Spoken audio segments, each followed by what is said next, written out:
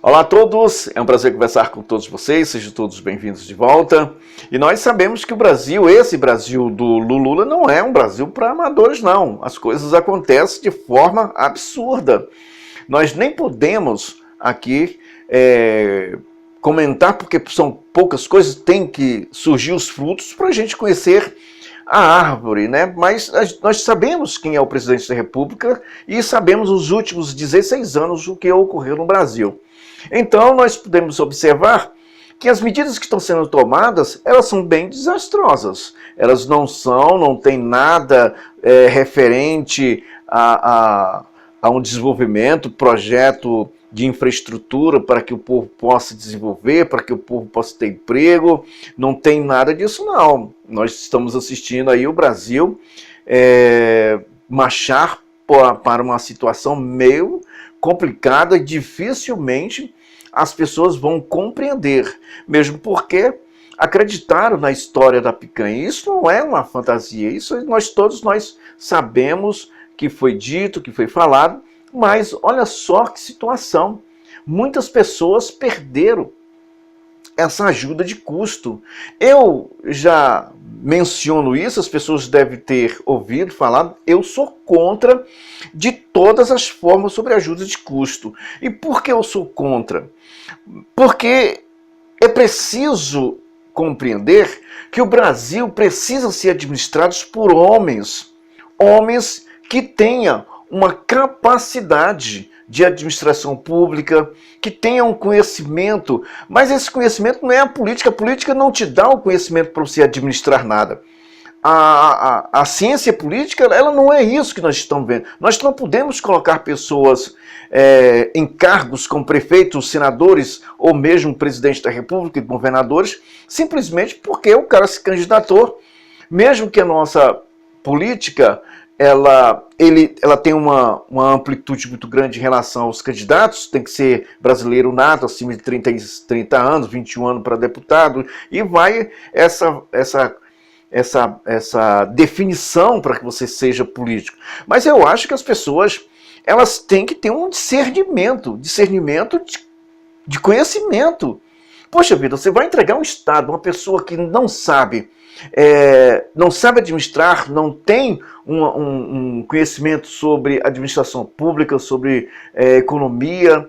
Então, veja que situação nós encontramos se fôssemos ali basear sobre o que era história do valor, sobre república. A república, ela poderia, dentro de qualquer outro regime, ser administrada por homens inteligentes e sábios, para que possa alcançar e atender a todos súditos da República ou regime que seja empregado. Mas nós não estamos vendo isso no Brasil. Nós enchemos a República, enchemos repartições públicas de pessoas incapacitadas, incapazes de exercer qualquer função. Nós temos visto o próprio presidente da República, a dificuldade de expressar, e nós temos visto os seus desmanches, que é notório. Como eu falei, eu não tenho muita afinidade sobre essa história de benefício. Eu acredito na força do trabalho. Então, para isso, as pessoas têm que ter uma boa negociação. Convidar empresas, empresários de todo o mundo, isso é abrir, né, o mercado, trazer investimento e fazer com que essas empresas possam aqui investir os ganhos e gerar emprego para que a nação possa ser bem estruturada sobre poupança, e essas poupanças possam ser investidas nas áreas essenciais. E não através de esmola, através de ajuda de custo. Isso faz com que as pessoas sequer possam desenvolver, porque não dá mesmo. As pessoas param no tempo e não buscam os meios para desenvolver. E isso é péssimo para o Brasil. E nós estamos vendo essas condições. E por trás dessas condições, o Brasil ele está sendo tomado por grupos, né? Eu chamo grupos corruptos, de interesses comuns, que são ex-políticos, ex-chefes de da casa, como por exemplo ex-presidente de Senado, ex-presidente de Câmara, ex-presidente da República, que fundaram ali o estabelecimento, que eles governam e tomam posse daquilo como se fosse propriedade particular ou mesmo uma poupança, porque todos eles ganham, todos eles ganham. Agora, é possível fazer com que esse sistema que foi estabelecido no Brasil possa ser mudado? É possível, sim. É possível. É possível quando o povo tomar consciência e identificar os frutos, vai identificar a árvore, vai saber de onde está vindo essa sombra criminosa dessa árvore. E nós sabemos muito bem. O Brasil, hoje, da forma que se encontra, ele está sentado sobre um barril de pólvora. Não era para acontecer isso. O lupo proletariado hoje está bem armado, disposto a agir dentro do que podemos entender. Se surgir alguma emergência, esse lupo está armado não para afrontar as forças do Estado, as forças de segurança, mas estão para impor aos brasileiros o direito de que essas pessoas, os direitos para que essas pessoas possam permanecer sob o mando da escravidão, sob o mando da opressão. Não pode haver esse levante. E nós estamos assistindo isso. É esses pontos que nós temos que observar do que está acontecendo no Brasil. Agora, há muitas coisas que estão envolvidas, muitos estão envolvidos com essas situações, e situações que nos entristecem, porque sabemos que a nossa história ela foi praticamente envolvida com farsa, com mentiras, e nós estamos vendo os frutos daquelas pessoas que estavam lá em 64. E por que essas pessoas alcançaram poder? Como elas alcançaram poder? Aí nós nem podemos fazer uma vista grossa, porque é definido as coisas.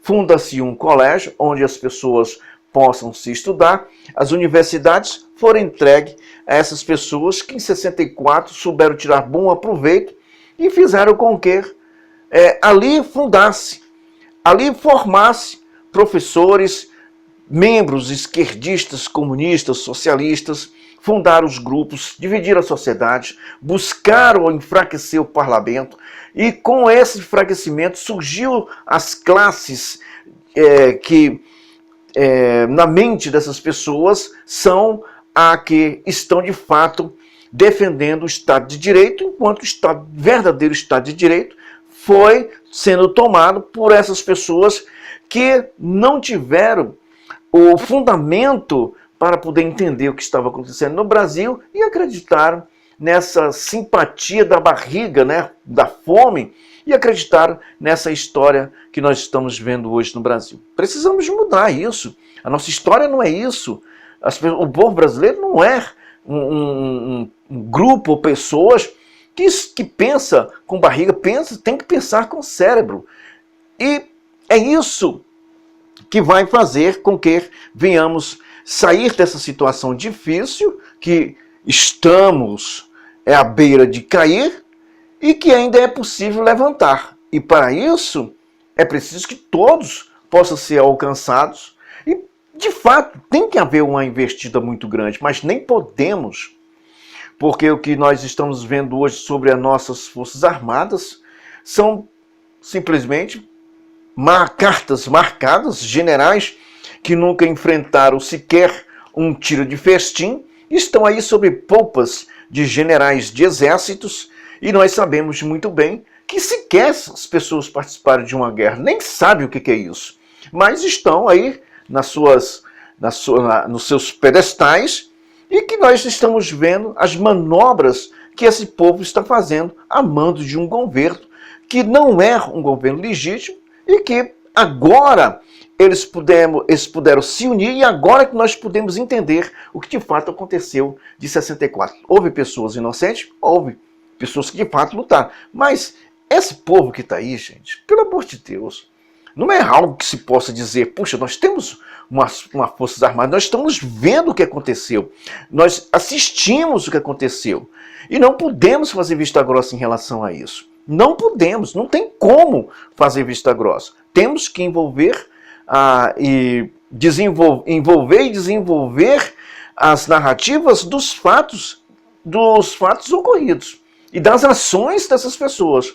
E nós não acreditamos. Eu, por exemplo, não acredito muito bem o que possa acontecer ou que essas pessoas possam apoiar. Se não conseguiram ter o apoio nem apoiar no momento em que foi preciso, o povo nas ruas mendigando uma ação desses covardes, imagine agora com essas peças fundamentais do comunismo nos comandos das nossas Forças Armadas. Aí a coisa está pior ainda. Mas vamos ver como podemos fazer, e só há um jeito: educar um povo. Vai levar um tempo, mas espero que o povo possa compreender e não cair mais nessas mazelas, nessas mentiras e nos enganos desse governo mentiroso que instalou-se no Brasil. Um abraço a todos. Até mais.